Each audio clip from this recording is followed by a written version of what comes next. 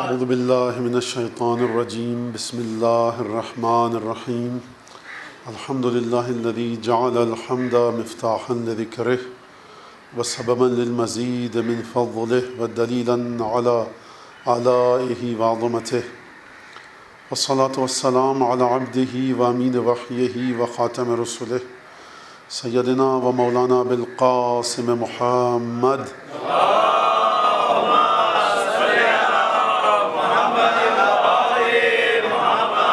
وعلى أهل بيته الطيبين الطاهرين الذين أذهب الله عنهم الرجس وطهرهم تطهيرا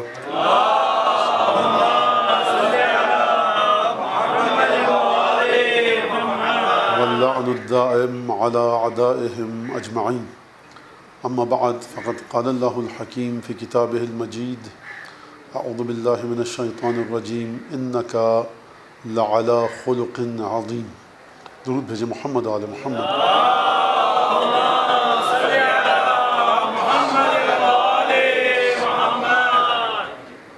ایام منسوب ہیں شہزادی کونین سید نساء عالمین دخت گرامی پیغمبر اکرام اور مادر سید الشہداء، مادر سید شباب اہل الجنہ. افراد کی شخصیت کو کبھی آپ جانچنا چاہتے ہیں، کبھی آپ سمجھنا چاہتے ہیں. جانچنے میں اور سمجھنے میں فرق ہے. جانچنے کا عمل وہاں پر ہوتا ہے کہ جہاں پر معمولاً جو لفظ استعمال کیا جاتا ہے، یعنی میں اپنے بچوں کے لیے کہوں کہ کسی کی شخصیت کو چیک کرنا، دیکھنا، اس کے تمام زاویوں کو نظر میں رکھنا کہ جہاں پر شخصیت کسی کی بھی ہو آپ کے علم کے تسلط میں آ جائے، شخصیت آپ کے قابو میں آ جائے. لیکن اگر شخصیت آپ کے اور میرے انسانی شعور کی حدوں سے باہر ہو، اگر شخصیت اس مقام پر ہو کہ جس شخصیت کے وجود کے ذریعے انسانی شخصیت کی تخلیق ہوتی ہو، اگر کوئی شخصیت ایسی ہو کہ جس میں تمام کمالات جمع ہوں، تو پھر اس شخصیت کو ہم نہ جانچ سکتے ہیں نہ سمجھ سکتے ہیں. ہمیں ڈھونڈنا پڑے گا ایسی ذات کو، ایسی شخصیت کو جو اس شخصیت سے بالا تر مرحلے پر ہو اور اس شخصیت کے بارے میں بتائے. کائنات کی عظیم ترین شخصیت، کائنات کی عظیم ترین ہستی، سرور کائنات سید دو عالم حضرت محمد مصطفیٰ صلی اللہ علیہ وسلم.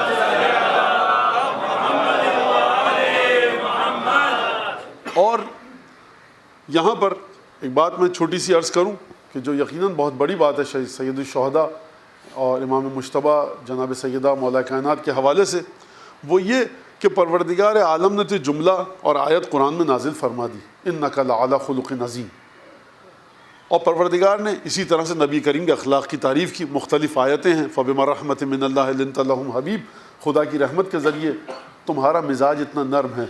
وَلَوْ كُنْتَ فَظًّا غَلِيظَ الْقَلْبِ لَانفَضُّوا مِنْ حَوْلِكَ، حبیب اگر تمہارا اخلاق برا ہوتا، اگر تم تند مزاج ہوتے، اگر تمہارا مزاج سخت ہوتا، اگر تم اکھڑ مزاج ہوتے، تمہارا دل اس میں قساوت ہوتی، سختی ہوتی، رحم نہ ہوتا، مہربانی نہ ہوتی، تو یہ لوگ تمہارے پاس سے دور ہو جاتے. پروردگار نے آیتیں نازل کر دیں.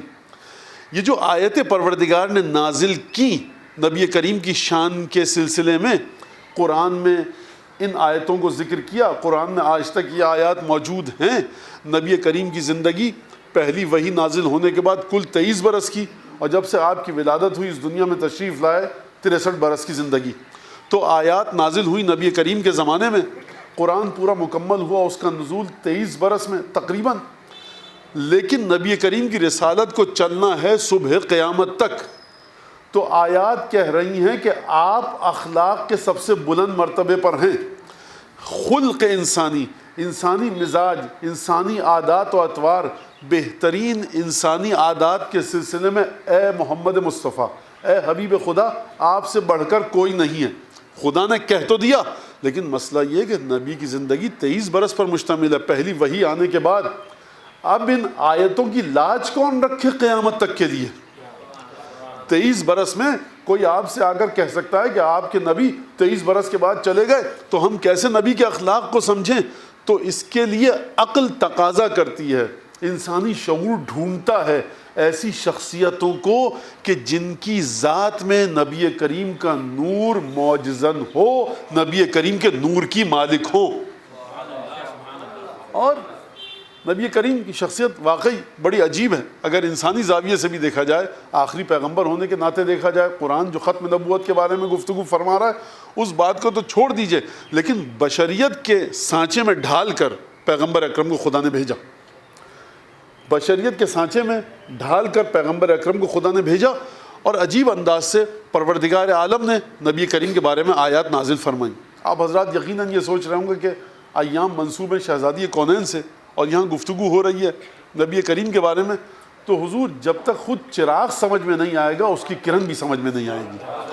اور یہ میں دنیاوی لحاظ سے مثال دی ہے، لیکن اگر چراغ وہ چراغ ہو کہ جس نے رسالت کے چراغ کے ذریعے اپنے وجود کے چراغ کو جلایا ہو، کرن اور چراغ کی لو میں پھر دوئیت کا عنصر موجود ہے، کرن الگ ہے، چراغ الگ ہے، لیکن اسی چراغ کے ذریعے ہو بہو اس جیسا چراغ اگر جلایا جائے تو جب تک آپ اس پہلے چراغ کی روشنی کو نہیں سمجھیں گے، جب تک آپ اس پہلے چراغ کی نورانیت کو نہیں سمجھیں گے، یہ جو دوسرا چراغ اس پہلے چراغ سے جلا ہے یہ بھی سمجھ میں نہیں آئے گا۔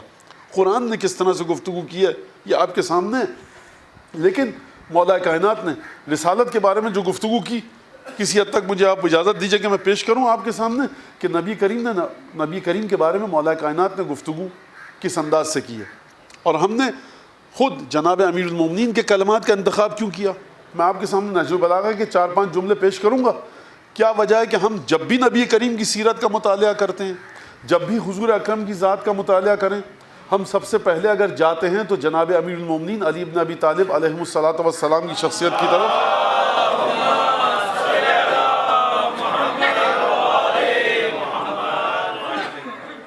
ہم کسی اور کی طرف نہیں دیکھتے۔ اس کی وجہ ایک سیدھا سادہ قانون ہے کہ جب امہات المومنین سے پوچھا گیا کہ نبی کریم کا اخلاق کیا تھا تو جواب کیا آیا؟ تم نے قرآن پڑھا ہے؟ ہاں پڑھا ہے۔ وہی نبی کا اخلاق تھا، یعنی نبی کا اخلاق قرآن کا تجسد اور تجسم، قرآن کو اگر انسانی شکل میں دیکھنا ہے، قرآن جن فضائل کی جانب اشارہ کر رہا ہے کہ فلاں چیز سچ بولنا اچھی بات ہے، امانت داری اچھی بات ہے، برائی سے بچنا اچھی بات ہے، آنکھوں کو جھکا کر رکھنا اچھی بات ہے، بری بات نہ سننا اچھی بات ہے، صدقہ خیرات انفاق کرنا اچھی بات ہے۔ آپ جتنی بھی اچھائیوں کی طرف جائیے نبی کریم آپ کو سب سے آگے نظر آئیں گے۔ تو کیا جواب دیا گیا امہات المومنین کی طرف سے کہ تم نے قرآن نہیں پڑھا؟ سب سے بہترین اخلاق نبی کریم کا اگر ہے، جو قرآن ہے وہ نبی کریم کا اخلاق ہے۔ یعنی اگر کتابی صورت ہو تو قرآن، جسمانی اور جسدانی اور انسانی صورت ہو تو نبی کریم۔ تو یہ نبی کریم اور قرآن کا تعلق۔ اب نبی کریم کے بارے میں کس سے پوچھیں؟ قرآن سے۔ قرآن سے کس کے بارے میں پوچھیں؟ نبی کریم سے۔ ان دونوں سے کس کے بارے میں پوچھا جائے تو نبی کریم کی آواز آئے گی کہ میری حدیث تم کو یاد نہیں کہ میں کہہ چکا ہوں علی مع القرآن والقرآن مع علی، کہ علی قرآن کے ساتھ ہے، قرآن علی کے ساتھ ہے۔ اگر قرآن نام ہے نبی کریم کی شخصیت کی تشریح کا، اگر قرآن نام ہے نبی کریم کی ذات کی ڈسکرپشن کا، اگر نبی کریم کی ذات کی تفصیل اور اس کا بیان قرآن میں ہے، اور قرآن کتابی صورت ہے نبی کریم کی، تو اب ان دونوں کو سمجھنے کے لیے کسی تیسرے کی طرف جائیں تو کس کے ساتھ جائیں کہ جو اس عالم میں بھی نبی کریم کے ساتھ تھا، اس عالم میں بھی نبی کریم کے ساتھ تھا، وہاں پر بھی قرآن کے ساتھ، یہاں پر بھی قرآن کے ساتھ۔ تو یہ ہستی بتائے گی، ذات جناب امیر بتائے گی کہ قرآن کی حقیقت کیا ہے، نبی کریم کے کردار کی بلندی کتنی ہے۔ اگر سمجھنا ہے تو نبی کریم کے پاس آ کر سمجھنا ہوگا۔ اور ابو القاسم قشیری شافعی مذہب کے عالم ہیں، بڑا عجیب واقعہ لکھا۔ میں یہ واقعہ بتاؤں تاکہ اب یہ میں علامہ ہلی کا ذکر نہیں کر رہا، میں علامہ مجلسی کا ذکر نہیں کر رہا، میں ذکر کر رہا ہوں ابو القاسم قشیری کا۔ عجیب واقعہ ہے۔ انہوں نے لکھا کہ سلمان صحن میں اپنے کپڑے دھو رہے تھے، کپڑے ٹانک رہے تھے یا پیون لگا رہے تھے، سی رہے تھے، مولا کائنات خرما، رطب، کھجور تناول فرما رہے تھے۔ مولا کائنات کی عمر ہوگی کوئی 26-27 برس کی اس وقت، اور سلمان کے بارے میں جو تاریخ میں ملتا ہے وہ 250-300 برس تک کی عمر ملتی ہے، 100-150-300 برس تک کی عمر ملتی ہے۔ اب آپ دیکھیے کہ نبی کریم حضرت عیسیٰ کی ولادت کے تقریباً کتنے برس بعد پیدا ہوئے ہیں؟ 500 550 برس کے بعد. تو اس کا مطلب ہے کہ جناب سلمان نے حضرت عیسیٰ کے حواریوں سے یا حضرت عیسیٰ کے اوصیاء سے ملاقات کی ہے. قصہ طویل ہے. تو مولا کائنات نے اب جب منا اہل البیت ہیں تو ازراہ متائبہ اور مزاح کے طور پہ ایک سلمان کی طرف کھجور پھینکی. سلمان نے کہا تم اپنا سن دیکھو میرا سن دیکھو, یہ کیا مذاق کر رہے ہیں, یہ کیا چیز ہے. کہا کہ دیکھو بزرگی سن کی وجہ سے نہیں ہوتی, بزرگی مقام کی وجہ سے ہوتی ہے. اب یہ واقعہ اس طرح سے آنا تھا تو مولا کائنات نے کام کیا. خوب توجہ کریں, ائمہ لغو کام نہیں کرتے, ائمہ عبث کام نہیں کرتے. کسی منزل تک فکر کو پہنچانا تھا, یہ کام کیا. کہا کہ اگر بزرگی عمر کی وجہ سے ہے تو یہ بتاؤ کہ جو قصبہ اور گاؤں تھا ارجن کا, جب تم وہاں پر آ رہے تھے سلمان اور شیر نے تم پر حملہ کیا, تم پانی میں گئے تھے غسل کرنے کے لیے, تو جس نوجوان نے تمہیں آ کر بچایا تھا وہ کون نوجوان تھا؟ اور تم گئے, تمہارے ساتھ واقعہ یہ ہوا کہ تم سفر پر آ رہے تھے, تمہیں پتہ لگا کہ ایک نبی آئے گا مدینے میں, تم نے شیراز سے فارس سے سفر کیا اس نبی سے ملاقات کا, راستے میں بالآخر سفر ہے تو تمہیں اس بات کی ضرورت پیش آئی کہ اپنے آپ کو دھو دھلاؤ, ذرا غسل کرو, نہاؤ. تم نے اپنا لباس اتار کر رکھا, بیابان تھا, پانی میں گئے. جب تم پانی میں تمہارا آدھا دھڑ تھا تو ایک شیر آیا تمہارے لباس کے پاس کھڑا ہو گیا. تم نے پروردگار عالم سے مدد کی. ایک نوجوان آیا, نوجوان نے تلوار سے حملہ کر کے اس شیر کو 2 ٹکڑوں میں تقسیم کیا, اور بہار کا موقع تھا, سرسبز و شاداب, ہر جگہ سبزہ پھیلا ہوا تھا. تو اس نوجوان کا تم نے شکریہ ادا کیا کہ میرے پاس کچھ ہے تو نہیں, تم نے اتنی بڑی مدد کی, تو ایک پھول توڑ کر تم نے دیا, اور یہ پھول دیکھو وہ ہے.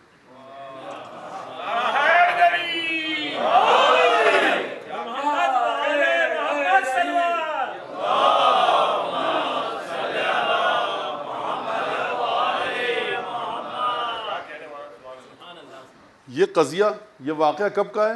کئی برس پہلے کا ہے. اس واقعے سے تر و تازہ پھول. سلمان نے اب میرے الفاظ سوئی دھاگا وہیں پہ رکھا, نبی کریم کے پاس گئے. کہا یا رسول اللہ عجیب واقعہ ہوگا. کیا ہوا؟ کہا یہ واقعہ ہوا.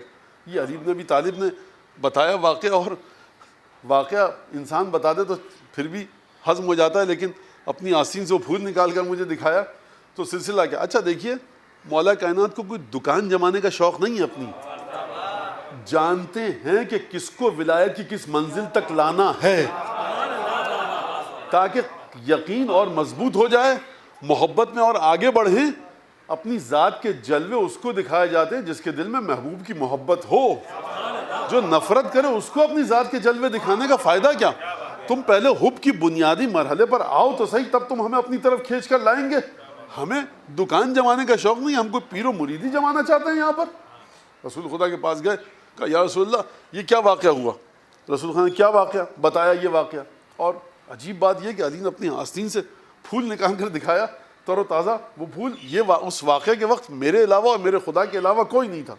نبی کریم نے حدیث بیان فرمائی کہ دیکھو, ما من نبی ولا من وصی ابتلیا, کوئی بھی وصی, کوئی بھی نبی, من لدن آدم الی عیسیٰ, آدم سے لے کر عیسیٰ تک کوئی بھی نبی, کوئی بھی وصی ایسا نہیں ہے کہ جس کو پروردگار نے یا جو کسی مشکل میں گرفتار ہوا ہو الا نجاہ علی بن ابی طالب, مگر یہ کہ علی بن ابی طالب نے اسے نجات دی ہو. یعنی کیا مطلب؟ یعنی مدد الہی کا نام ہے علی بن ابی طالب. اب اگر آپ اس میں منطق, فلسفہ, کلام کی پیچیدہ بحثوں میں جائیں کہ یہ کیسے ہوا, وہ کیسے ہوا, دیکھیے یہ تو اسی خدا نے کروایا جس نے اس لاٹھی کے ذریعے دریا نیل کو 2 ٹکڑوں میں توڑ دیا. یہ اسی خدا کے کام ہے. میرے اور آپ کے کام تو ہے نہیں کہ میں آپ کو بیٹھ کر سمجھاؤں. تو یہ اسی خدا کے کام ہے جس نے یونس کو شکم ماہی میں زندہ رکھا. یہ اسی خدا کے کام ہے کہ جس نے موسیٰ کے جھولے کو دریائے نیل کی بے رحم موجوں پر حفاظت فرمائی.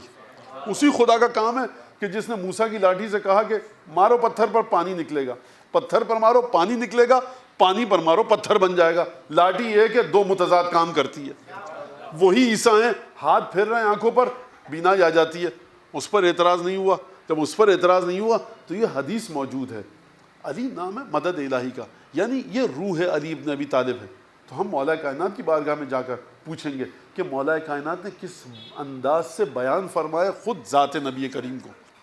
مولا کائنات کا ایک خطبہ ہے جہاں پر مولا کائنات توحید کے بارے میں گفتگو فرماتے ہیں اور یہ فرمایا الحمدللہ الذی لا ینالہ بعد الہمم ولا یبلغہ لا ینالہ حدس الفتن ولا یبلغہ بعد الہمم۔ حمد اس خدا کی کہ بلند ترین ہمتیں بھی جس کے وجود کو پا نہیں سکتی ہیں، اور ذہین ترین لوگوں کی عقل اس کے وجود کے بارے میں گمان بھی نہیں رکھ سکتی۔ یعنی تم گمان کے ذریعے پہنچ جاؤ کہ پروردگار اس طرح کا ہوگا، وہ تمہارے گمان سے بھی بہت دور ہے۔ میں بچوں کے لیے عرض کر رہا ہوں، میں آپ کو بتاؤں، ایک جگہ بارش بہت ہوتی ہے، برف بہت پڑتی ہے، پہاڑ ہیں، دریا ہیں، تو آپ یہاں پر گمان کے ذریعے یہ رائے قائم کر سکتے ہیں کہ پہاڑ سرسبز ہوں گے، نہریں بہہ رہی ہوں گی، مختلف طرح کے پرندے ہوں گے۔ آپ گئے نہیں، لیکن آپ نے جب میرے منہ سے یہ سنا کہ بارش کثرت سے ہوتی ہے اور وہاں پر بہت زیادہ پانی موجود ہے، تو اب آپ نکالتے جاتے ہیں نتیجے کہ مویشی اچھے ہوتے ہوں گے، گوشت سستا ہوتا ہوگا، دودھ کی چیزیں بہت سستی مل جاتی ہوں گی، آب و ہوا بڑی اچھی ہوتی ہوگی، وہاں پر گرمیوں کے موسم میں جانا چاہیے، اور ایک کے بعد ایک چیزیں آپ نکالتے رہتے ہیں۔ کیوں؟ کیونکہ ایک چیز آپ کے ذہن میں ہے کہ جہاں پر پانی کی برسات، بارش کی برسات زیادہ ہو، جہاں نہریں دریا زیادہ ہوں، وہاں کا جہاں کا موسم ایسا ہو، تو وہاں پر یہ تمام نتائج نکلتے ہیں۔ آپ نے دیکھا نہیں، آپ گمان کے ذریعے وہاں تک پہنچے۔ مولا کائنات فرما رہے ہیں وَلَا يَبْلُغُهُ بُعْدُ الْهِمَمْ وَلَا يَنَالُهُ حَدْسُ الْفِتَنْ۔ انسان اگر کسی چیز کا سفر طے کرتا ہے تو اپنی بلند ہمتی کے ذریعے طے کرتا ہے۔ تمہاری ہمت کتنی بلند ہے؟ تمہاری ہمت انبیاء سے زیادہ بلند نہیں ہے۔ اگر تمہاری ہمت انبیاء والی بھی ہو جائے، مولا کائنات فرماتے ہیں کہ تم وجود خدا کی حقیقت تک نہیں پہنچ سکتے۔ تم اپنے ذہن کے گھوڑوں کو جتنا بھی دوڑا لو، تم پروردگار کے بارے میں گمان قیاس کے ذریعے نہیں سمجھ سکتے۔ یعنی تمہارا قیاس، تمہارا خیال، تمہارا تصور، تمہارا تفکر اور تمہاری فکر پروردگار عالم کی حقیقت کو نہیں پا سکتی۔ اس جملے کو اپنے ذہن میں رکھیے گا۔ خطبے کے 4-5 جملے مجھے مزید بتانے۔ کون سا خدا نہ عقل مند ترین انسانوں کی عقل اس کی حقیقت تک پہنچ سکتی ہے، اور نہ بلند ہمت ترین لوگوں کی ہمتیں وہاں تک پہنچ سکتی ہیں؟ یہ خدا، جب یہ خدا کسی چیز کو نازل کرے اور پھر عجیب انداز سے نازل کرے۔ اب مولا کائنات کے خطبے کچھ الفاظ حذف کر کے لے کے جا رہا ہوں۔ فرمایا، عجیب جملہ فرمایا کہ پروردگار عالم نے انبیاء کو خلق کیا، اور وہاں پر یہ جملہ فرمایا جب انبیاء کو خلق کیا تو انبیاء کی نسلوں کا خیال رکھا، انبیاء کے باپوں کا خیال رکھا، انبیاء کی ماؤں کا خیال رکھا، انبیاء کے والدین کا خیال رکھا، اور وہاں پر مولا کائنات نے یہ جملہ فرمایا فَاسْتَوْدَهُمْ فِي خَيْرِ مُسْتَقَرٍ وَاسْتَوْدَهُمْ فِي خَيْرِ مُسْتَقَرٍ۔ عجیب جملہ ہے، امانت کے طور پر رکھا، استودعہم، امانت کے طور پر رکھا انبیاء کے نور کو، فی افضل مستودعین، امانت رکھنے کی بہترین جگہ پر، وَأَقَرَّهُمْ فِي خَيْرِ مُسْتَقَرٍ، وہاں پر رکھا انبیاء کی نسل کو کہ جو بہترین نسل رکھنے کی جگہ ہے۔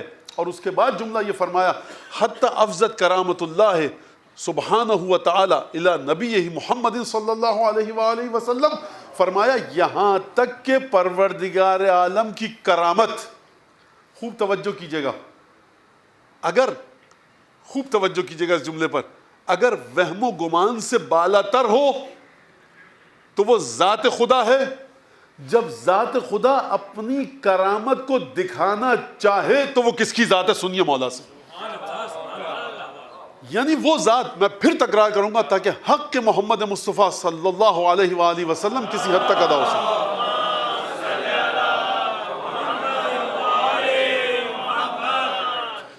جو وہم و گمان سے ماورا ہے، بلند ترین ہمتیں جہاں تک نہ پہنچ سکیں، وہ ہے خدا کی ذات۔ لیکن وہی خدا جو عقلوں سے دور، شعور سے دور، گمان سے دور، حدس و خیال و وہم و فکر سے دور ہے، جب وہ خدا انبیاء کا خیال رکھتا ہے تو کس طرح سے رکھتا ہے؟ فرمایا بہترین نسلوں میں انبیاء کے نور کو رکھتا ہے۔ اور یہ سلسلہ چلتا رہا، ہر نبی کو مختلف لقب دیے گئے، ہر نبی سے مختلف امتحانات لیے گئے، قرآن میں بھرے پڑے ہیں انبیاء کے امتحانات۔ اب مولا کا جملہ سنیے، حتی افزت کرامت اللہ الی نبیہ محمد صلی اللہ علیہ وآلہ وسلم، یہاں تک کہ پروردگار کی کرامت، پروردگار کی عزت، پروردگار کی بزرگی پہنچی کس ذات تک؟ محمد مصطفیٰ کی ذات تک. یعنی وہ ذات کے جو نہ دکھائی دے نہ سمجھا جا سکے، جب وہ ذات اپنی عزت کا ظہور کرنا چاہے تو نام ہے محمد مصطفیٰ.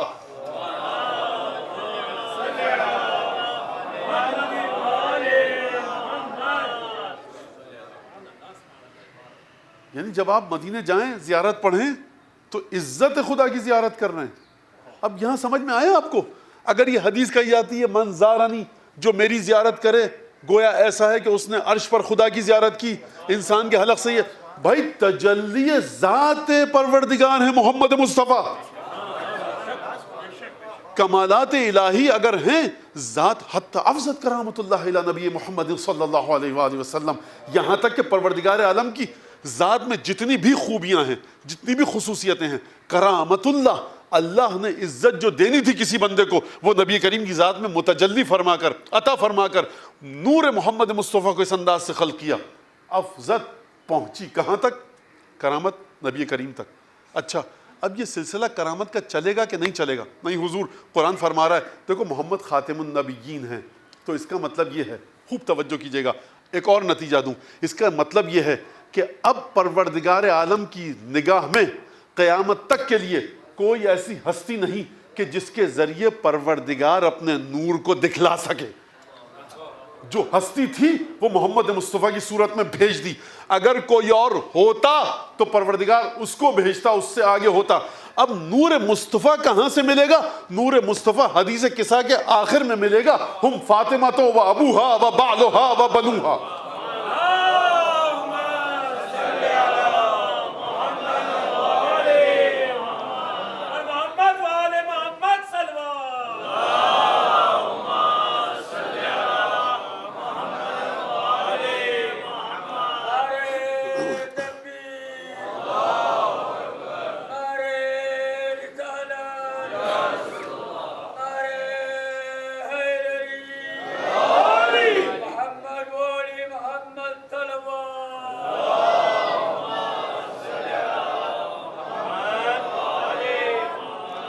یہاں تک کی جو گفتگو کی گئی اس کے ذریعے آپ سمجھ لیجیے، جو آپ مسلسل کام کر رہے ہیں تقریر کے شروع سے بار بار صلوات بھیج رہے ہیں، اس کی حقیقت کو بھی کسی حد تک سمجھیے. یعنی پروردگار تو درود بھیج محمد آل محمد پر. کس پر درود بھیج؟ محمد و آل محمد پر. یعنی محمد پر. کس پر؟ یعنی پروردگار اپنی کرامت پر درود بھیج. جو تو نے اپنے نور کی تجلی کو ظاہر کیا مصطفیٰ کی صورت میں، اس پر درود بھیج. اور کس پر؟ ان پر جو آل محمد ہیں. یہ آل ہوتا کیا ہے؟ آل کا مطلب ہے اہل. کائنات میں اگر کوئی اہلیت رکھتا ہے نور مصطفیٰ کو وصول کرنے کی تو وہ یہی 13 معصومین ہے جو مصطفیٰ کے بعد آئے ہیں. یعنی ہم پروردگار تیری کرامت کو بھی سمجھتے ہیں کہ کہاں پر آ کر مستقر ہوئی، اور ہم اس کرامت کے تسلسل کو بھی سمجھتے ہیں.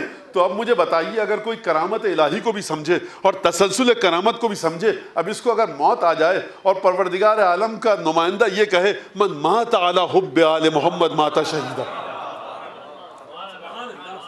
کہ جو یعنی تم معرفت رکھتے تھے، تم تسلسل معرفت کو سمجھتے تھے، تم تسلسل کرامت کو سمجھتے تھے، تم ان لوگوں کی طرح نہیں تھے کہ جو در در کی ٹھوکریں کھا کر ہر شخص کے دروازے کی ریت کو چاٹیں اور پھر تھوکیں، کہیں یہ ہم نے کیا کھا لیا، یہ ہم نے کیا لے لیا. تم ہمیشہ رہے اس کے پیچھے، اس خاک کے پیچھے کہ جو شفا ہے. تم اس خاک کے پیچھے چلے. خاک شفا یہ نہیں بتایا معصوم نے کہ کس سے شفا؟ جتنی بیماریاں ہیں سب سے شفا. سب سے بنیادی بیماری کیا ہے؟ بنیادی بیماری ہے شرک. شرک سے شفا، غلاظتوں سے شفا، نجاستوں سے شفا، توحید کے راستے پر چلنے کے لیے شفا. کیا فرمایا مولا کائنات کے؟ دوبارہ خطبے کی طرف چلیے، ایک درود بھیجیے مولا کائنات کی بارگاہ میں تاکہ طاقت آپ کو مل سکے اور مجھے بھی.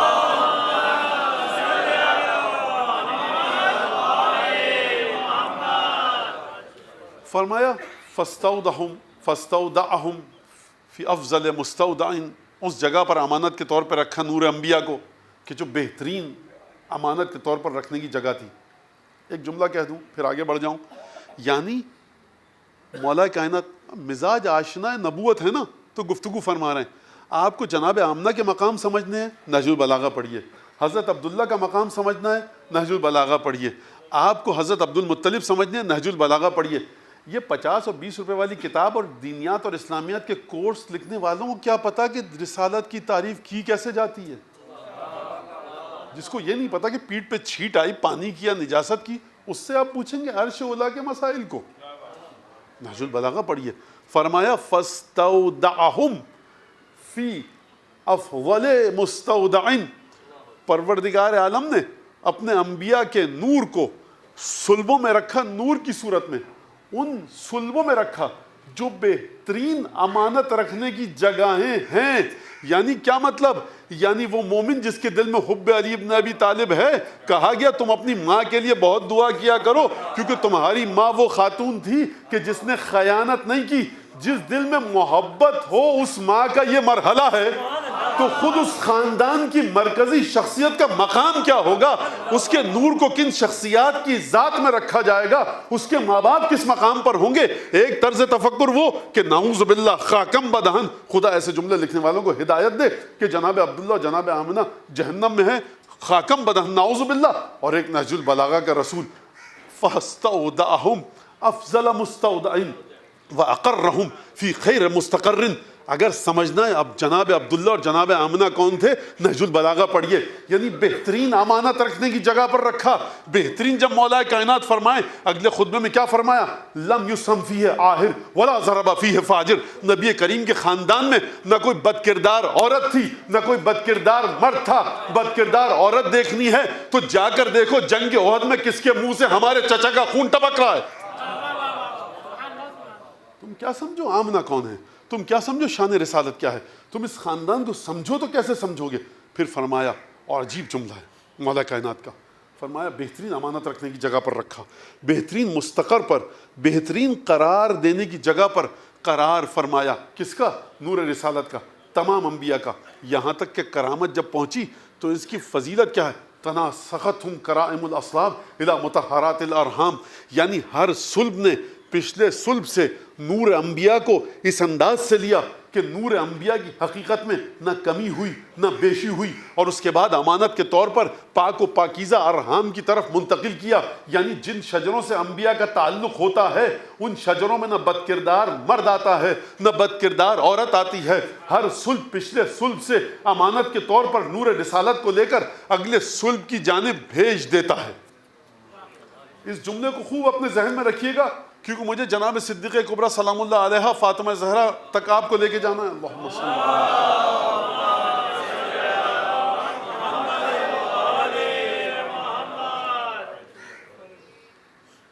پھر فرمایا فَأَخْرَجَهُ۔ تمام انبیاء کی بات تو یہ تھی نا کہ اس طرح سے ان کی مائیں ہوتی ہیں نورانی، ان کے باپ اس طرح سے پاک و پاکیزہ ہوتے ہیں۔ اب جب بات آئی محمد مصطفیٰ کی، مولا کائنات فرما رہے ہیں فَأَخْرَجَهُ من افضل المعادن منبتا واعز العرومات مغرسا۔ فرمایا اب جب محمد مصطفیٰ کی باری آئی تو مصطفیٰ کو پروردگار عالم نے نکالا، کس معدن سے نکالا اور کس خاندان سے نکالا؟ واقعی عجیب سلسلہ ہے ان دونوں بھائیوں کا۔ مولا رسول خدا کے پاس جائیے وہ مولا علی کے گن گاتے ہوئے نظر آتے ہیں، مولا علی کے پاس جائیے وہ رسول خدا کے۔ تو اس کا فلسفہ کیا ہے؟ مسئلہ یہ کہ نور ہی بتائے گا نور کیا ہے۔ ایک نور کے پاس جائیں گے وہ دوسرے نور کا آپ کو پتہ دے گا، پہلا نور دوسرے نور کا، دوسرا نور پہلے نور کا۔ فرمایا فَأَخْرَجَهُ، پروردگار عالم نے کس خاندان سے نکالا؟ مِنَ الشَّجَرَةِ الَّتِي صَدَعَ مِنْهَا أَنْبِيَاءَهُ۔ پروردگار نے نبی کریم کو اس خاندان میں رکھ کر وجود میں لایا، پروردگار اس خاندان میں رکھ کر پیدا کیا۔ صَدَعَ مِنْهَا أَنْبِيَاءَهُ، کہ جن خاندانوں میں سے رسول نکلتے ہیں، یعنی ہر کس و ناکس کے خاندان میں سے نہیں، مکے کے ہر گھر میں سے نہیں نکالا، اس گھر میں سے کہ صبح شام جہاں پر انبیاء کا وجود ہوتا ہے، جہاں سے انبیاء نکل رہے ہوتے ہیں۔ اور پھر کیا فرمایا؟ پھر فرمایا اخرجہ من افضل المعادن منبتا۔ معادن کس کو کہتے ہیں؟ معدن کو، معادن کی جمع ہے معادن۔ معادن کس کو کہتے ہیں؟ کانوں، ہیرے کی کان، کوئلے کی کان، عقیق کی کان، فیروزے کی کان۔ ہر کان کی قیمت کتنی ہوتی ہے؟ صاحب ایک کان ہے، ایک مائن ہے، ایک معدن ہے جو 10 اسکوائر کلومیٹر پر پھیلی ہوئی ہے، دوسری کان اس کے برابر میں وہ بھی 10 اسکوائر کلومیٹر پر پھیلی ہوئی ہے۔ اس میں سے نکلتا کوئلہ، اس میں سے نکلتے ہیں ہیرے۔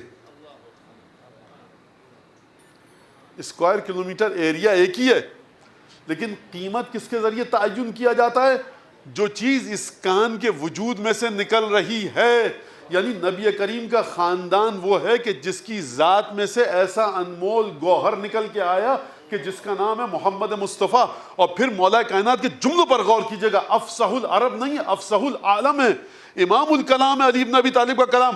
فرمایا افضل المعادن منبتن, یعنی تم بہترین معدن کا تصور کرو. معدن منبتن, منبت کس کو کہتے ہیں؟ اگنے کی جگہ. کیا مطلب اگنے کی جگہ؟ آپ کہتے ہیں مولانا یہ مٹھی پہ فیروزے, پھر مزید فیروزے. آپ فیروزے لا کہاں سے رہے ہیں؟ ختم نہیں ہو رہا ہے, کس دکان سے لا رہے ہیں؟ کراچی کی تمام دکانوں کو اکٹھا کر لیا جائے تو تب بھی فیروزے ختم ہو جائیں گے. آپ 10-20 بوریاں لا چکے ہیں. مولانا اصل میں ہمارے پاس معدن ہے فیروزے کی, نکالتے رہیے, ختم نہیں ہوگا. میں بچوں کے لیے بہت زیادہ سائنس اور ٹیکنالوجی, کھیوڑا کی کان سکندر اعظم کے زمانے سے بھی پہلے نمک نکل رہا ہے, آج تک نمک نکل رہا ہے, کمی نہیں آئی. دنیا بھر میں وہ نمک مشہور ہے, نہ کیفیت میں کمی آئی, نہ کمیت میں کمی آئی, نہ کوالٹی کم ہوئی, نہ کوانٹٹی کم ہوئی. یہ جو نمک معمولی سے آپ کے دسترخوان کی زینت ہے, یہ قدرت خدا نے اس طرح سے خلق کیا کہ 4-5-6 ہزار سال ہو گئے اور نہ کمیت میں کمی آئی اور نہ قیمت میں کمی آئی, نہ منزلت میں کمی آئی.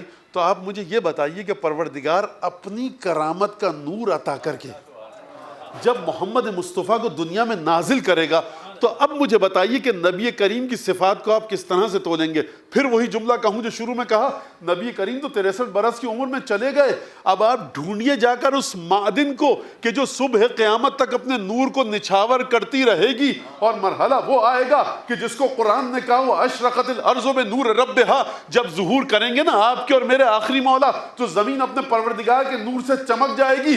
یہ معدن چلے گی صبح قیامت تک, اور صبح قیامت سے لے کر ہم فیہا خالدون کے مرحلے تک اس کا ظہور جانا ہے. معمولی کرامت نہیں ہے. فرمایا افضل المعادن منبتن, یعنی ان معادن میں سے نکالا کہ جن کے اندر جو چیز موجود ہوتی ہے خزانہ, وہ کبھی ختم نہیں ہوتا.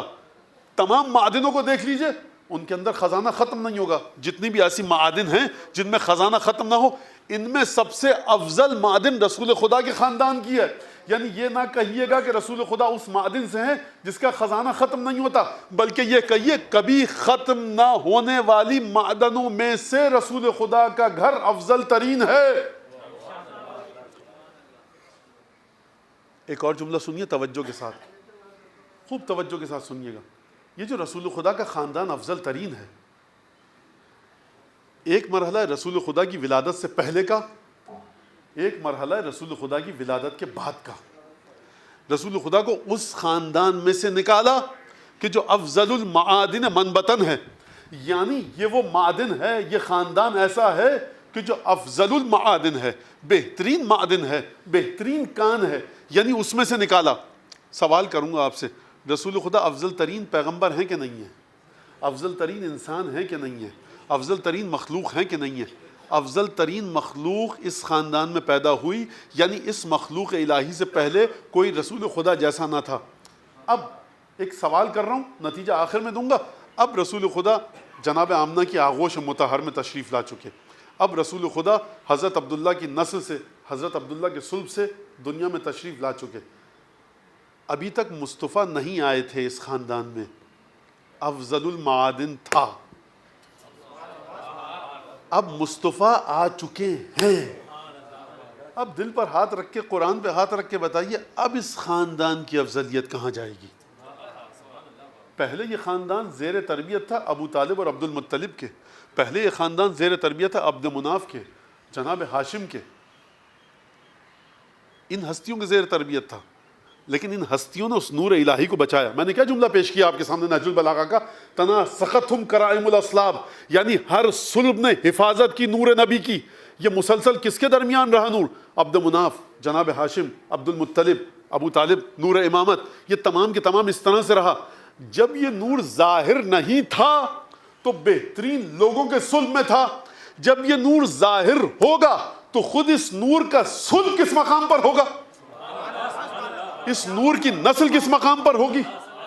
فرمایا کہ دیکھو اس شجرے سے نکالا, وَعَزِّ الْعُرُمَاتِ مَغْرَسًا, اس خاندان سے نکالا کہ جس خاندان کے مغرسن, جب درخت کو بویا جائے تو کہتے ہیں غرست شجر, آپ نے کسی شخص نے درخت بویا، کہا تھا غرس الشجر، یا کوئی کھیتی لگائی اس کو حرث کہتے ہیں، ہے رے سے حرث، غرس یعنی اگانا، بونا، یعنی کیا مطلب؟ یعنی وہ خاندان ہے کہ جو اعز العلومات مغرسن، یہ وہ خاندان ہے جس خاندان کی عزت اتنی بلند ہے کہ اس خاندان کی عزت کے آگے کسی کی عزت نہیں ہے۔ میں کہوں گا پروردگار جب تک مصطفیٰ نہیں آئے تھے تو سب سے زیادہ باعزت ترین خاندان یہ تھا، اب تو نے مصطفیٰ جیسی ذات کو ظاہر کر دیا جو تیری عزت کا امین ہے، اب اس خاندان کی بلندی کس مقام پر عروج پہ جائے گی، مجھے تو یہ سمجھا دے یہ کس مقام پر ہے خاندان؟ فرمایا شجرتہ خیر الشجر، نبی کریم کا شجرہ خاندان، خاندانی شجرہ نامہ بہترین شجرہ ہے، وَأُسْرَتُهُ خیر الاسر، نبی کریم کا گھرانہ بہترین گھرانہ ہے۔ اور عجیب جملہ فرمایا نبتت فی حرم وبسخت فی کرم، یہ وہ خاندان ہے جو حرم الہی میں بویا گیا ہے، یہ وہ خاندان ہے جس کے پھل پھول پودے پتے شاخیں پروردگار کے کرم سے وجود میں آئی ہیں۔ حرم کا مطلب یہاں یہ نہیں ہے کہ خانہ کعبہ کے پاس بویا گیا تھا، حرم کا مطلب یہ ہے کہ ذات پروردگار عالم نے اس کے گرد حفاظت کی ایک دیوار کھینچی ہے، نہ نجاست اس خاندان میں داخل ہو سکتی ہے، نہ طہارت باہر نکل سکتی ہے۔ کبھی ہوتا ہے نا آپ کسی کو آنے نہیں دیتے لیکن کوئی بھی باہر جانا چاہے چلا جائے، نہیں حضور، جب پروردگار عالم حفاظت فرما رہا ہے، جب پروردگار عالم نے چار دیواری کھینچی ہے، جب باؤنڈری وال پروردگار عالم نے کھینچی ہے، نہ نجاست آ سکتی ہے نہ طہارت باہر نکل سکتی ہے۔ یہ خاندان وہ ہے۔ اور پھر فرمایا لہا ثمر لا ینال وشجر، عجیب جملہ ہے، اس خاندان کے جو پھل ہیں وہ ایسے ہیں کہ جن تک نہیں پہنچا جا سکتا، وفروع طوال، اس خاندان کی شاخیں اتنی لمبی ہیں کہ جن تک کسی کا ہاتھ نہیں پہنچ سکتا۔ اب خاندان کی شاخیں کیا ہوتی ہیں؟ درخت کی شاخیں وہ ہوتی ہیں، خوب توجہ کیجیے گا، درخت کی شاخیں وہ ہوتی ہیں جس میں درخت کی خصوصیات ہوں۔ میں آپ کو امرود کی شاخ لا کر دوں کہ حضور یہ شاخ دیکھیے، آپ دیکھیں گے، میں کہوں کتنی اچھی آم کی شاخ ہے، کہیں مولانا کیوں غلط کی، امرود کی شاخ ہے۔ آپ کو کیسے پتا امرود کی شاخ ہے؟ آپ نے توڑتے ہوئے ہم کو دیکھا تھا؟ مولانا دیکھیے امرود کے درخت کی شاخ امرود کے درخت جیسی ہوگی۔ آم کی شاخ لا کے دوں، کہوں دیکھیے فالسے کی شاخ ہے، آپ کہیں مولانا یہ آم کی شاخ ہے۔ نیم کی شاخ لا کے دوں، کہوں یہ انگور کی بیل کی شاخ ہے، انگور کی بیل سے کا ٹکڑا ہے، آپ کہیں گے نیم کی شاخ ہے، کیونکہ ہر درخت میں خصوصیات جو آتی ہیں شاخ میں وہ درخت کی آتی ہیں۔ اب جو مولا کائنات خاندان کے بارے میں فرما رہے ہیں، اس خاندان کی شاخیں اتنی طویل ہیں اور پھل اتنا بلند ہے کہ کسی کا ہاتھ اس تک پہنچ نہیں سکتا۔ تو میں کہوں گا یا علی خود ہی فرمائیے اس خاندان کی شاخوں کے نام کیا ہیں؟ تو مولا کائنات جواب دیں گے کہ بھائی پہلی شاخ فاطمہ ہے، ایک شاخ میں ہوں، ایک شاخ حسن ہے، ایک شاخ حسین ہے، اور ایک آخری شاخ جو ہے وہ حجت ابن الحسن ہے، کہ جن کے لیے قیامت رکی ہوئی ہے، حضرت عیسیٰ جو اپنے ہاتھ سے حیات اور رزق بانٹتے ہیں۔ محمد وآل محمد صلی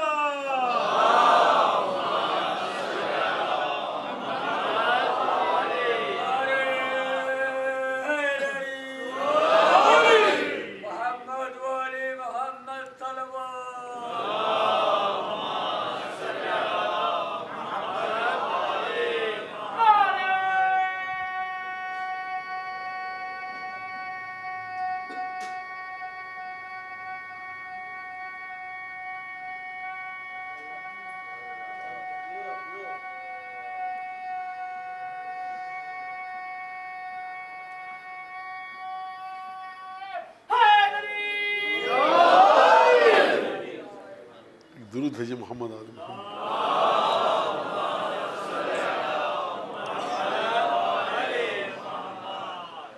تو یہ شاخیں کیا ہیں؟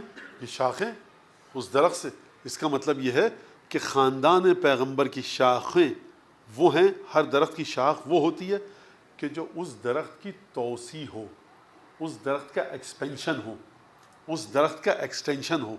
میں پھر بچوں کے لیے مثال دے رہا ہوں، بڑوں کے لیے نہیں۔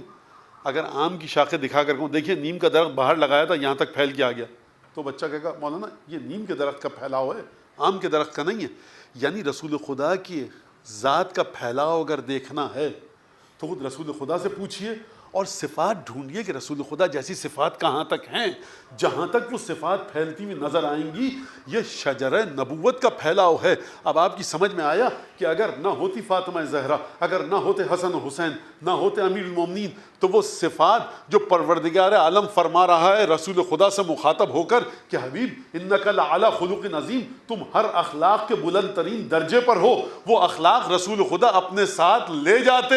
دنیا میں اگر فاطمہ نہ ہوتی رسول کے اخلاق کو امانت داری کے ساتھ کون حفظ کرتا؟ یہ فاطمہ کا احسان ہے بشریت پر، یہ فاطمہ کا احسان ہے مسلمانوں پر کہ رسول کے جانے کے بعد رسول کی نورانیت کے چراغ کو زندہ رکھا. رسول کے جانے کے بعد حسن اور حسین نے، علی مرتضیٰ نے رسول کی نورانیت کے چراغ کو زندہ رکھا. عجیب جملہ فرمایا. اور مولا کائنات نہج البلاغہ میں کیا فرماتے ہیں؟ بس یہاں تک آپ نے سمجھ لیا اگر خاندان نبوت کو کسی حد تک، تو میں مولا کائنات کے کلمات قصار سے ایک جملہ آپ کے سامنے پیش کروں اور بات کو نتیجے کی طرف لے جاؤں. مولا کائنات کلمات قصار میں فرماتے ہیں، دیکھو، ان اغنى الغنى العقل واکبر الفقر الحمق واشد اوحش الوحش العجب.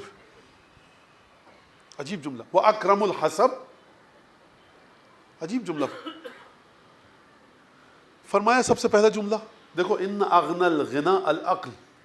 ہر شخص چاہتا ہے بے نیاز ہو جائے، ہر شخص چاہتا ہے اسے کسی کی ضرورت نہ پڑے، پیسے کے لحاظ سے، تعلقات کے لحاظ سے. جس ادارے میں جائے وہاں پر اس کے جاننے والے ہوں، سب سے بڑا عہدیدار، اس سے بڑی اچھی دوستی ہو، ایک فون پہ وہ تمام کام کروائے، حتیٰ فون بھی نہ کرنا پڑے، خود بخود کام ہو جائے. اگر آپ کسی سے پوچھیں، انسانی فطرت یہ ہے کہ مجھے کسی کی ضرورت نہ پڑے. مولا کائنات کہتے ہیں اگر تم سب سے بے نیاز ہونا چاہتے ہو، ان اغنى الغنى العقل، سب سے زیادہ جو چیز بے نیاز کرتی ہے تم کو وہ تمہاری عقل ہے. عقل کی صحت و سلامتی کے لیے کوشش کرو. ان اغنى الغنى العقل، تونگری یعنی کسی کا محتاج نہ ہونا. سمجھ لیا آپ نے؟ ان اغنى الغنى العقل. اب محتاجی کیا ہے؟ فرمایا وہ اکبر الفقر الحمق، سب سے زیادہ برا فقر، سب سے زیادہ بری ناداری، سب سے زیادہ بری غربت ہے حماقت. یہ کون؟ علی بن ابی طالب. کون کہہ رہا ہے؟ علی بن ابی طالب. ان جملوں کے ذریعے سمجھیے اپنے مولا کو کہ مولا نماز روزے کی بات نہیں کرتے جب انسانی شخصیت کی بنیاد کو بتاتے ہیں، عقل اور حماقت کی بات کر رہے ہیں کہ دیکھو اگر عقل نہیں ہوگی عبادت صحیح سے نہیں کر سکتے، عقل نہیں ہوگی جہنم سے بچا نہیں سکتے، اگر عقل نہیں ہوگی اپنے لیے ہادی راہ کو معین نہیں کر سکتے، اگر عقل نہیں ہوگی زندگی برباد ہو جائے گی. حماقت آ گئی زندگی برباد ہو جائے گی. فرمایا اوحش الوحش العجب، سب سے بری وحشت. وحشت کیا ہے؟ تنہائی کا وہ احساس کہ جو انسان کے اوپر خوف کا ایک عالم طاری کر دے. آپ شہر میں آئیں، ریل گاڑی سے اتریں، ہوائی جہاز سے اتریں، شہر میں آپ کو نہ ایک گاڑی چلتی ہوئی دکھائی دے، نہ کوئی شخص سڑک پہ چلتا ہوا دکھائی دے، کسی گھر سے نہ کسی بچے کی آواز آ رہی ہو، نہ کسی سائیکل کے موٹر سائیکل کے چلنے کی آواز آ رہی ہو، پرندے کی چہچانے کی آواز بھی نہ آ رہی ہو. انسان وحشت میں مبتلا ہو جاتا ہے. شہر کے لوگ کہاں گئے؟ کیا ہوا؟ بچے جب گھر میں اٹھتے ہیں کسی کو نہیں دیکھتے. کیوں روتے ہیں؟ کیونکہ بچے کی ذات میں تنہائی کو احساس کرنے کا عنصر ہے، وہ وحشت کے عنصر کو ایجاد کرتا ہے اور وحشت گریہ اور بکا فریاد پر مجبور کرتی ہے. انسان وحشت سے خوف زدہ ہے. مولا فرمانا اوحش الوحش العجب، سب سے بری تنہائی جو انسان کو ڈسے جاتی ہے وہ ہے خود پسندی. سب سے اچھا میں ہوں، نماز سب سے اچھی میری، عبادت سب سے اچھی میری، مجلس سب سے اچھا میں پڑھتا ہوں، کاروبار میں سب سے زیادہ ایماندار میں ہوں، تمام خوبیاں مجھ میں جمع ہیں، تمام دنیا کے لوگ بیوقوف ہیں، مجھے کوئی مشورہ نہ دے، مجھے کوئی راستہ نہ دکھائے، مجھ سے اگر بات کر لی مولانا آپ نے غلطی کی، سب سے بہتر عقل مجھ سے شروع ہوتی ہے مجھ پر ختم ہوتی ہے. مولا فرمانے تنہا رہ جاؤ گے، کوئی تم سے بات نہیں کرے گا، کوئی تمہیں بات کرنے کے قابل نہیں سمجھے گا. اوحش الوحش العجب. فرمایا وہ اکرم الحسب حسن الخلق، اور بہترین عزیز ترین باعزت ترین خاندان حسن خلق ہے. تمہارے خاندان میں کوئی بڑا افسر نہیں ہے؟ اچھا پریشان رہتے ہو؟ تمہارے خاندان میں بڑی بڑی ڈگریاں کسی کے پاس نہیں ہیں؟ مولا فرمانے اچھے اخلاق والے بن جاؤ، لوگ تمہارے خاندان کی خود بخود تعریف کرنے لگیں گے. تم کیوں چاہتے ہو سب میرے فلاں رشتہ دار پی ایچ ڈی، میرے فلاں ماموں فلاں طب کے شعبے میں اسپیشلسٹ، فلاں ڈپٹی کمشنر، فلاں اسسٹنٹ، فلاں یہ فلاں وہ. اچھا اتنے بڑے خاندان سے، لیکن مجھے بات کرنے کی تمیز نہ ہو، مومن کی عزت نہ کروں. مومن کی عزت کروں، انسان کی عزت پیسے کی وجہ سے، غریب مومن کی عزت نہ کروں. جتنا بھی بڑا خاندان ہو، لوگ سامنے کچھ نہیں کہتے ڈر کے مارے، پیچھے انتہائی مغلظات سے نوازتے ہیں. مولا فرمانے خاندان نہیں ہے نا تمہارا, بڑے بڑے لوگ نہیں ہیں تمہارے پاس, پیسہ نہیں ہے, اکرم الحسب حسن الخلق, اپنے اخلاق کو اچھا رکھو, خود بخود عزت مل جائے گی. لوگ کہیں گے کتنے اچھے خاندان کا فرد ہے, کتنا مؤدب ہے. خوب توجہ کیجیے گا یہاں پر, خوب توجہ کیجیے گا. مولا فرمانا حسن خلق سب سے بہترین چیز ہے اور سب سے بڑی توانگری ہے عقل. پروردگار عالم نے کیا فرمایا اور کیا کام کیا؟ نبی کریم نے فرمایا جابر سب سے پہلے خدا نے جس کو خلق کیا نا وہ تیرے نبی کا نور تھا. اول ما خلق اللہ نور نبی کا یا جابر. فرمایا اول ما خلق اللہ العقل. دو چیزیں ملتی ہیں. خدا نے سب سے پہلے عقل کو خلق کیا, خدا نے سب سے پہلے جناب ختمی مرتبت کو خلق کیا. تو کس کو پہلے خلق کیا, عقل کو یا ختمی مرتبت کو؟ بھائی ختمی مرتبت اگر مجرد صورت میں آئیں تو عقل, انسانی صورت میں آئیں تو محمد مصطفیٰ. اب محمد مصطفیٰ کتنے تونگر ہیں. مولا کائنات فرمانے بہترین عقل تمہارے پاس ہے, تم سب سے بے نیاز ہو. رسول خدا کی عقل کمال کے اوپر نہیں ہے, جو رسول خدا سے متصل ہو جائے اس کی عقل کمال پر ہے. رسول خدا تقسیم کر رہے ہیں عقل اور شعور اور ہوش اور ادراک اور فہم و فراست کو.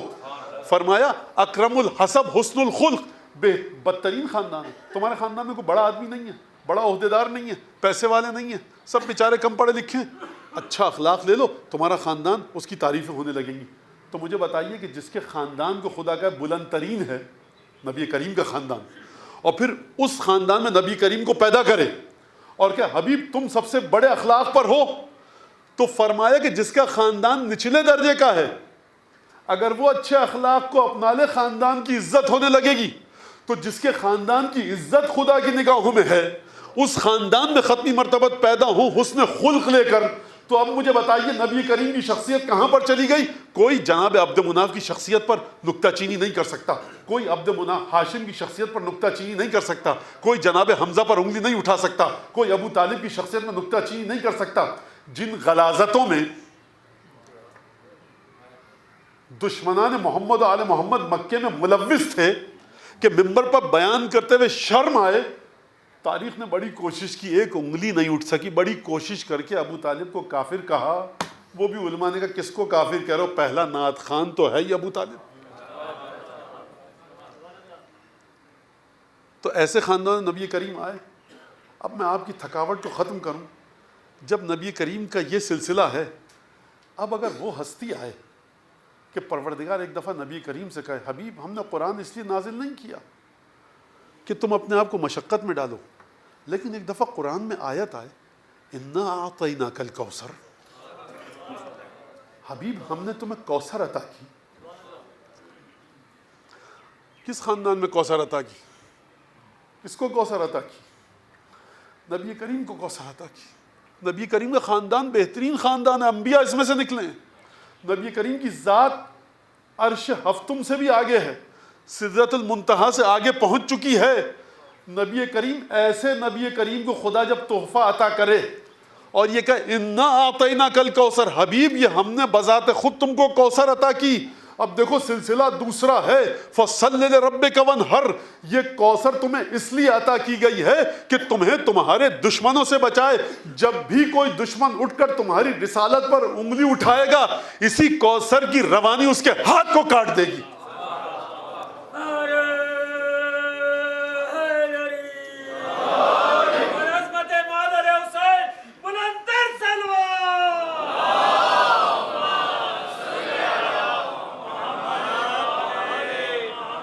اِنَّا نَحْنُ نَزَّلْنَا الذِّكْرَ وَإِنَّا لَهُ لَحَافِظُونَ. حبیب ہم نے قرآن کو نازل کیا ذکر بنا کر, ہم ہی اس کی حفاظت کریں گے. تو پروردگار تو حفاظت کرے گا, کیسے کرے گا حفاظت اس قرآن کی؟ کہا قرآن جا کر پڑھو. قرآن کو بھی ذکر کہا گیا, نبی کریم کو بھی ذکر کہا گیا. اب جا کر دیکھو فاسألوا اہل الذکر, نبی کریم کے اہل کون ہیں؟ یہ جو حفاظت ہوگی نا قرآن کی حقیقتوں کی, یہ جو حفاظت ہوگی نبی کریم کی نورانیت کی, یہ میرے اور آپ کے ذریعے نہیں ہوگی. اس ذکر کی حفاظت کے لیے پروردگار عالم نے نور پنجتن کو پیدا کیا, 12 اماموں کو پیدا کیا, 14 معصومون کو پیدا کیا. یہ ہیں نبی کریم ہیں ذکر, اہل بیت ہیں اہل ذکر. یعنی اس ذکر کی نورانیت کو صلاحیت اگر حاصل کرنے کی کسی میں ہے تو ان کا سلسلہ شروع ہوتا ہے علی ابن ابی طالب سے، ختم ہوتا ہے حضرت حجت پر۔ خبردار کوئی غیر معصوم یہ نہ سمجھے کہ وہ ذکر کی حفاظت کر سکتا ہے، کیونکہ ذکر کی حفاظت کرے گا اہل ذکر۔ اہل وہ ہے کہ جس میں نور کو دریافت کرنے کی طاقت ہو، جس میں نبی کریم کی ذات کو سمیٹنے کی طاقت ہو۔ تو اب آپ کی سمجھ میں آیا کہ اب آپ کس بی بی کی یاد منانے کے لیے جمع ہوئے ہیں؟ اس بی بی کی یاد منانے کے لیے جمع ہوئے ہیں کہ جس کے پدر کو بہترین خاندان میں پیدا کیا گیا، لیکن اس خاندان میں پیدا کرنے کے باوجود شب معراج پر سدرۃ المنتہا سے آگے لے کر جایا گیا۔ یہ سدرۃ المنتہا سے عبور کرنے کے باوجود نبی کریم کو تحفہ جو دیا گیا فاطمہ زہرا کا، انا اعطیناک الکوثر، حبیب یہ جو تحفہ ملا ہے نا اس پر شکر ادا کرو۔ اب یہ میرے الفاظ ہیں، شکر کیوں ادا کرو؟ کیونکہ حبیب یہ تمہارے وجود کی حفاظت کے لیے بھیجا گیا، یہ تمہارے وجود کی حفاظت کے لیے بھیجا گیا۔ اور کیا فاطمہ زہرا سلام اللہ علیہا کا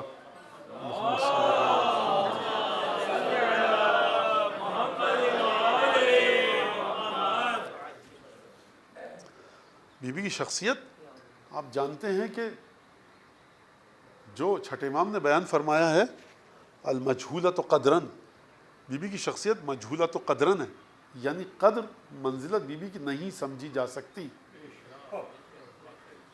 روایت بڑی عجیب ہے کہ انبیاء آدم سے لے کر جناب عیسیٰ تک سب کے سب جنت میں جناب سیدہ کی زیارت کے لیے جائیں گے۔ جب جناب سیدہ جنت میں اپنے مقام پر تشریف فرما ہوں گی۔ روایات احادیث بڑی عجیب ہے، اور دو خصوصیات جناب سیدہ کو حاصل ہوئی ہیں۔ ایک خصوصیت یہ کہ نبی کریم سے جسدانی تعلق ہے، نسل نبی کریم سے ہے، اور نبی کریم سے روحانی تعلق ہے۔ کیا مطلب روحانی تعلق؟ یعنی یہ کہ من آذاہا فقط آذانی، جس نے فاطمہ کو اذیت دی اس نے مجھے اذیت دی۔ یہ واقعہ کتنے دن کا ہے؟ جناب سیدہ دنیا سے جو رخصت ہوئی 75 برس کا فاصلہ ہے رسول خدا کی رحلت اور شہادت میں اور جناب سیدہ کی شہادت میں۔ 75 برس کا فاصلہ، 75 روز کا فاصلہ ہے، 75 دن، 75 دن یعنی 3 مہینے سے بھی کم کا عرصہ۔ دیکھیے جب انسان کے گھر سے نبی کریم جیسی ہستی رخصت ہو جائے تو کتنی زیادہ تنہائی کا احساس ہوتا ہوگا شہزادی کو۔ اس تنہائی کو اس کا کوئی اندازہ کر نہیں سکتا کہ، اور اس کے بعد جناب محسن کی شہادت کا واقعہ، اس کے بعد مولا کائنات کا حق مولا کائنات کو نہ دیا جانا، یعنی مصائب کے بعد مصائب جناب سیدہ پر ٹوٹے پڑنا۔ اسی لیے روایت ہے، کیا روایت ہے؟ ما زالت بعد ابیہا باکیۃ العین، فاطمہ کو مسلسل روتے دیکھا گیا مصطفیٰ کے بعد۔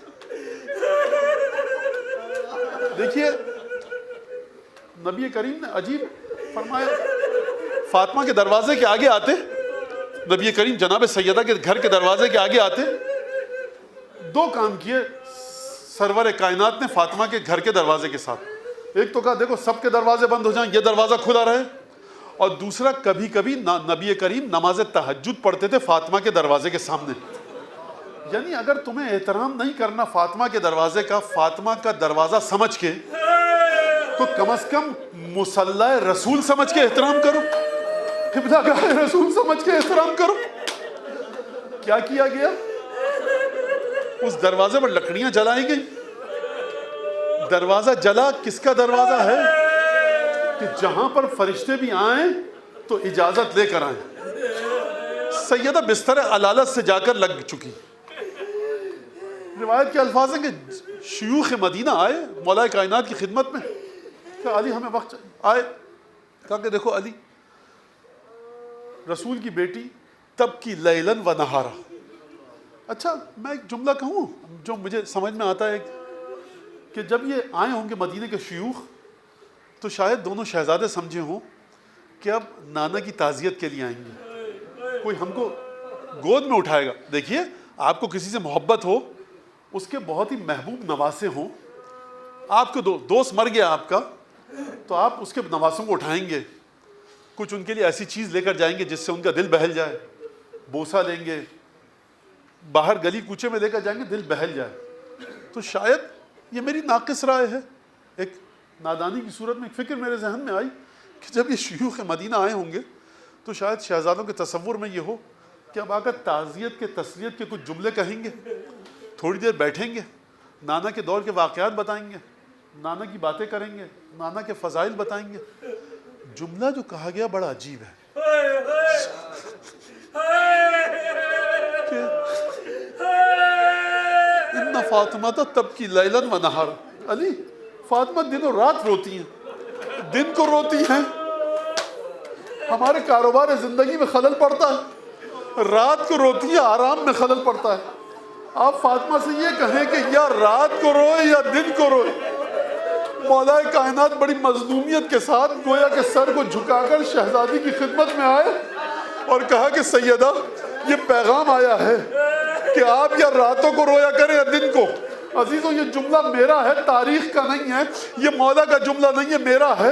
میں کہوں گا دونوں ہاتھوں کو جوڑ کے علی ابن ابی طالب سے کہ اے مولا کائنات ذرا یہ بتائیے دل پر کیا پتھر رکھ کے آپ نے شہزادی سے یہ جملہ کہا ہوگا کہ یا راتوں کو رو یا دن کو. لیکن شہزادی کا جواب سنیے, یا علی ان سے جا کر کہہ دیجئے ما اقل مقصی بینہم, یا علی ان سے کہیے کہ اب میرے بہت کم دن رہ گئے ہیں کہ میں ان کے درمیان رہوں گی.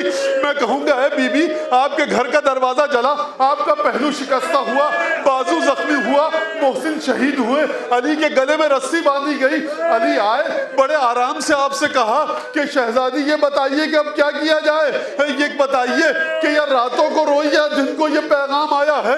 لیکن میں کہوں گا بی بی یہ مدینہ ہے نا, میں ذرا کچھ دیر کے لیے کربلا لے کر جاؤں. امام رضا کے حکم کی تعمیر کرتے ہوئے آپ کے گھر کا دروازہ جلا. علی بڑے سکون سے آ کر آپ سے کہا, لیکن اللہ اکبر, ایک کے بعد ایک خیمہ جلایا گیا. جناب زینب جب دوڑتی ہوئی آئی, سید سجاد کا شانہ ہلایا, بیٹا سجاد بتاؤ کیا کریں, خیموں میں آگ لگ چکی ہے, اپنی جان کی حفاظت کریں یا پردے کی حفاظت کریں. ارے بوبی اماں خیموں سے باہر نکلیے. میں کہوں گا اے سیدہ آپ کا پہلو زخمی ضرور ہے لیکن مشکل کشا سامنے ہے. ارے وائے افسوس, زینب کبریٰ ہے, جلتے ہوئے خیمے ہیں, سید سجاد بیماری کی حالت میں. اللہ لعنت اللہ علی القوم الظالمین.